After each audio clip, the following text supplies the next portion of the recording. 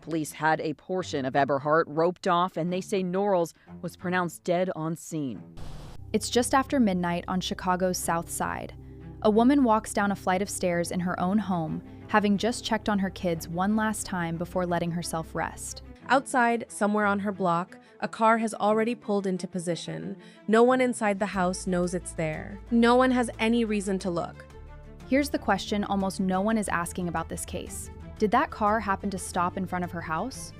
Or was it always going to be her house? Because there are two very different stories hiding inside the same burst of gunfire that followed. In one version, a bullet doesn't care whose window it goes through, and Latoya Norals was simply standing in the wrong room, in her own home at the wrong moment.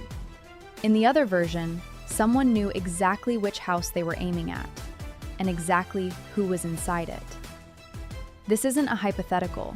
Chicago's own police department has been widely reported as saying that roughly a third of this year's killings in the city happened indoors, behind closed doors, in homes that were supposed to be the safest place anyone could be. Some of those were domestic, others random. Two categories, two completely different kinds of danger. And as of today, nobody has said which one this case belongs to. So, which is it? No one has answered that question publicly. Not the police, not the family, not anyone who has spoken on record about this case since the night it happened. The shooter has not been identified, which means the one person who actually knows the answer has said nothing at all to anyone in the time since. This is the question we're going to sit with for the rest of this video. Because depending on the answer, this stops being a story about a random act of violence and becomes a story about someone who chose this house, this window, this woman, on purpose. Before we go further, a quick note. This case involves gun violence and a fatal shooting. If that's not what you're looking for today, take care of yourself, and we'll see you on the next one. For everyone else, welcome to the Unsolved Vault. If you're new here, subscribe because we dig into the questions other channels don't ask, and we follow these cases long after the headlines move on. Let us know in the comments where you're watching from. Now, let's get into it. Latoya Norals was 37 years old, and for most of her adult life, she lived in the same general stretch of Chicago's South Side, the Greater Grand Crossing neighborhood, an area locals know just as easily by its other name, Chatham. She wasn't a recent transplant to the block. She was someone who had built a life there over years, not months. By day, she worked food service at the Shirley Ryan Ability Lab, a rehabilitation hospital downtown. It's steady, demanding work, the kind that requires showing up on a schedule, day after day, regardless of what else is happening at home. She was the mother of 4 children, 2 teenage daughters, and a set of 12-year-old twin sons. That's a household with 2 very different sets of needs running at once, managed on one income by one parent. Here's what matters most for the question we're asking in this video. Across every piece of public reporting on this case, there is no mention of a dispute involving Latoya.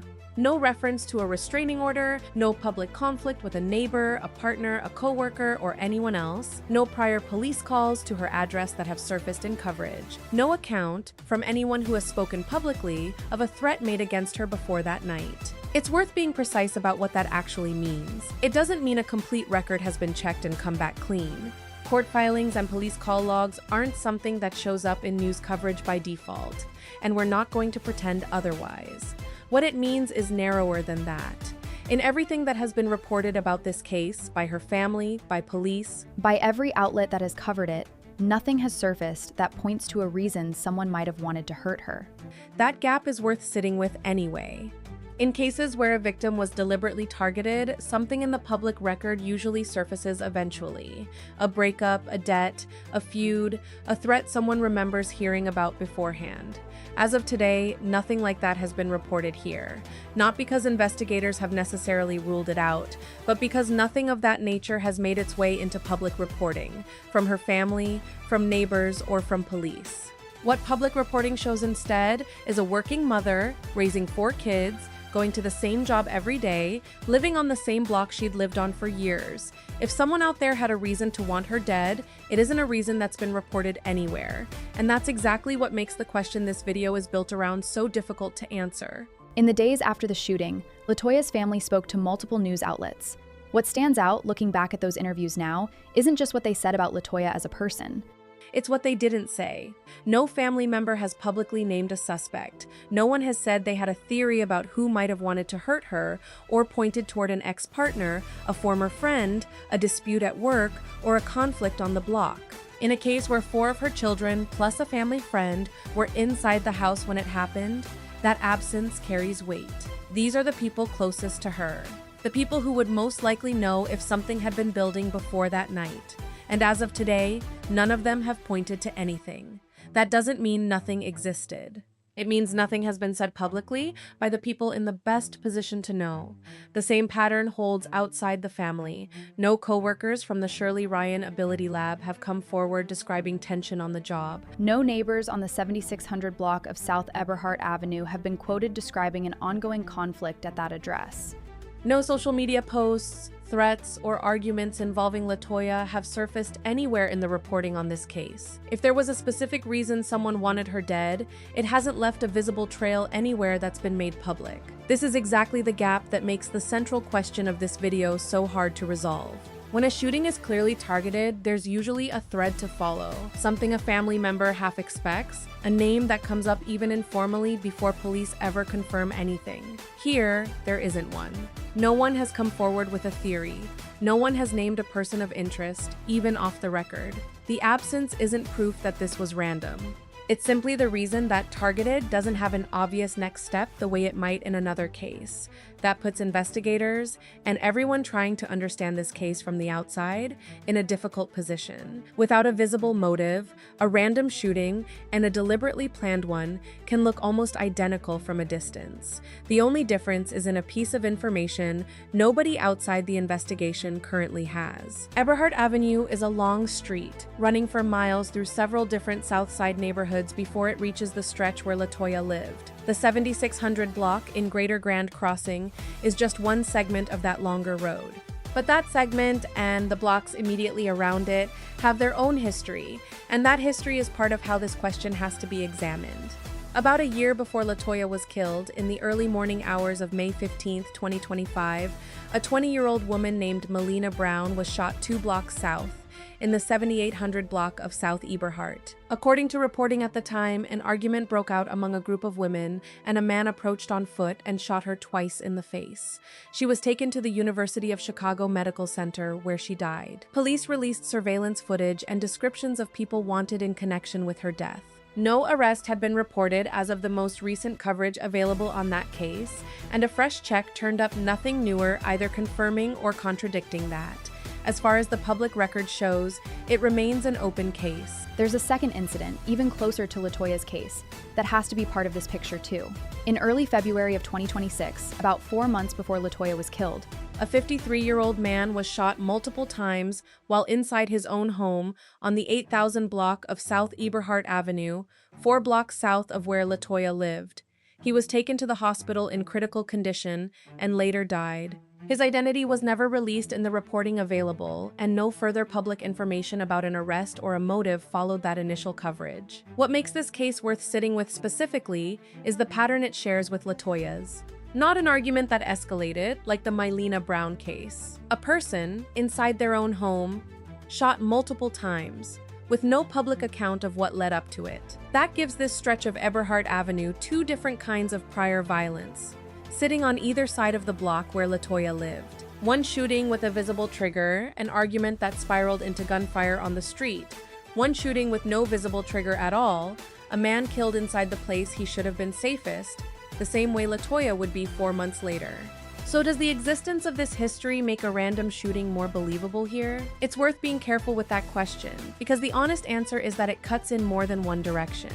A stretch of road that has already produced 2 unsolved shootings, including one that mirrors Latoya's case almost exactly, indoor, sudden, no clear lead-up, is a stretch of road where this specific kind of violence has now happened more than once. That makes a connection between the two indoor shootings worth considering, even though nothing has been reported linking them. It could mean something about this stretch of road specifically is producing this pattern, whether that's gang conflict spilling into homes, retaliation aimed at addresses rather than individuals, or something else entirely. It could also mean nothing, two unrelated acts of violence that happen to land on the same street within months of each other, in a city where indoor shootings make up roughly a third of this year's homicides citywide. A history of shootings on a block doesn't by itself tell you whether any specific shooting was targeted or random. It only tells you that violence of more than one kind has already found its way to this stretch of road more than once. What it does tell us is that Latoya's death didn't happen on a street with a clean history that violence would have to break for the first time. It happened on a street that had already absorbed at least two unresolved killings, one with an obvious spark and one without, both still sitting beside hers, unanswered. Just after midnight on June 12, 2026, the house on the 7600 block of South Eberhart Avenue held no signs of trouble. 3 of Latoya's 4 children were home, her 2 teenage daughters and one of her twin 12-year-old sons, along with a 17-year-old boy, a friend of one of the daughters. By every account given since, the evening had been ordinary. No argument inside the house, no raised voices, no reason for anyone there to think anything was wrong. At some point, Latoya went upstairs, checked on the household, and came back down. It was in the moments after she returned to the main floor that gunfire came through a window from outside, striking both her and the 17-year-old. Now look closely at what that sequence does, and doesn't, tell us. The shots came through a window. Whoever fired never came inside the house, never broke down a door, never stepped into the home itself. That single detail rules out an entire category of crime. This wasn't a home invasion. It wasn't a robbery that turned violent once someone was already inside. No source covering this case has reported anything taken from the house, and no property has been described as stolen anywhere in the reporting. Whoever did this doesn't appear, based on everything made public, to have come for anything inside that home. What's been reported is gunfire aimed at the structure itself, and then a vehicle that was gone before police arrived. That distinction matters more than it might seem. A robbery gone wrong has its own predictable shape, a confrontation, a demand, a struggle that escalates.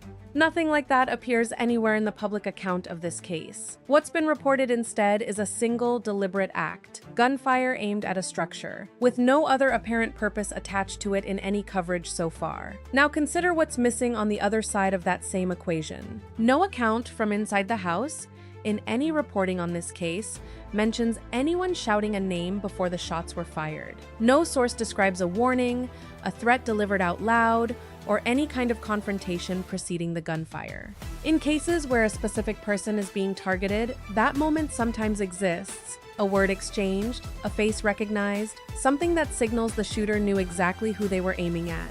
Nothing like that appears in any account given by the family or relayed through police statements. The shots, as described, came suddenly, through a window, with no verbal exchange mentioned by anyone who was inside.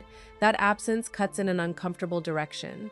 It's consistent with a deliberate, planned act carried out by someone who already knew which house to hit and didn't need to announce anything before pulling the trigger. It's equally consistent with an indiscriminate act, someone firing at a house without any specific knowledge of who was inside it at all. Both of those scenarios would produce the same silence beforehand and the same absence in what gets reported afterward. The lack of any mention of a warning doesn't point toward one explanation over the other. It simply removes one of the few details that might have made the answer obvious. There's one more detail in the family's account worth sitting with. Witnesses told relatives that a vehicle pulled up to the house before the gunfire started. Not drove past, not appeared and immediately opened fire while still moving. It arrived, and then, at some point after that, the shooting began. That sequence, arriving first, then firing, is the kind of detail that could support either explanation depending on how it's read. It could mean someone was confirming they had the right house before acting. It could just as easily mean someone was simply stopped on the block for an entirely unrelated reason, in the wrong place, at the wrong moment, before whatever happened next. This is the frustrating core of trying to answer the central question of this case from the outside. Every detail that's been made public is consistent with more than one explanation. Gunfire through a window instead of forced entry. No verbal confrontation reported. Nothing reported stolen. A vehicle that arrived and then fired, rather than firing on the move. None of it confirms targeting. None of it confirms randomness either. It simply narrows the range of what this could be without ever landing on an answer. And it's worth remembering that this picture is built entirely from what's been reported, not from a complete account of everything that happened that night. What's left, once all of that is accounted for, is the same question this video opened with. A choice was made that night to stop at that house, in front of that window, and fire. Whether that choice was about Latoya Norals specifically, or about nothing at all, is something only one person currently knows. And as of today, that person has said nothing. If a third of the city's killings are happening indoors, and the department's own data already sorts shootings into categories like domestic, retaliation, and gang or drug-related, then Latoya's case is one data point inside a much larger pattern the department is actively trying to understand, using a classification system that already exists, whether or not it's ever been applied publicly to her case. It's reasonable to assume, even without confirmation, that detectives are asking the same questions about this case that this same classification system is built to answer. Was there a relationship here? Was this connected to something else entirely? A retaliation aimed at someone else in that house? Or even at the wrong house? Or was this simply violence with no target at all, landing on whoever happened to be standing in that living room that night? As of today, here is the complete list of what Chicago police have made public about this case, beyond the basic facts of the shooting itself. Nothing.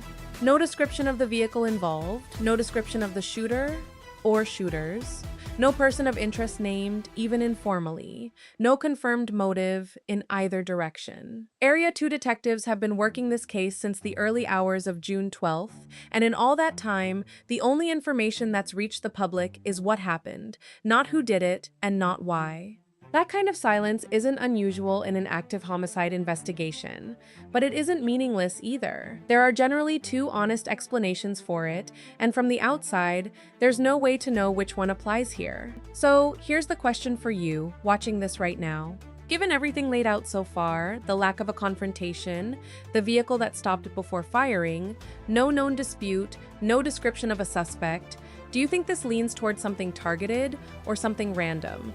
Drop your reasoning in the comments. If you have any information about what happened on the 7600 block of South Eberhart Avenue in the early hours of June 12, 2026, you can contact the Chicago Police Department's Area 2 Detective Division directly. You can also submit a tip anonymously through CPD Tip, the department's official tip platform, without giving your name. And if you'd rather make a call, Crime Stoppers takes anonymous tips at 1-800-535-STOP. Somewhere out there, the answer to the question this video opened with already exists. Someone knows whether that car stopped at Latoya's house on purpose or by chance. We don't know who that is, but if you do, now is the time to say something. If an arrest happens or if anything about this case changes, we'll be covering it. Subscribe if you want to see that update the moment it comes out, because cases like this one don't stay in the news for long, and we plan on staying with this one until it's resolved.